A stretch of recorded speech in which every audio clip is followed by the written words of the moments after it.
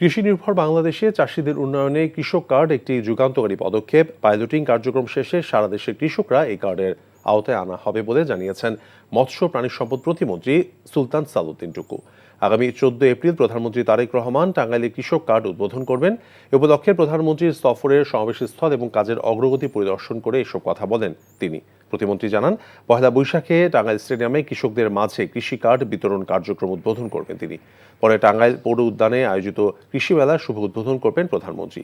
এজন্য সমাবেশস্থল এবং আশেপাশের এলাকায় 4 স্তরের কঠোর নিরাপত্তা বলয় গড়ে তোলা হয়েছে।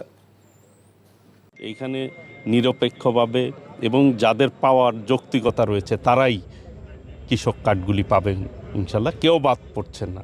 যারা প্রান্তিক কৃষক রয়েছেন, ক্ষুদ্র কৃষক রয়েছেন, আমরা ধারাবাহিকভাবে এটা একটি প্রি পাইলটিং প্রজেক্ট আর কি।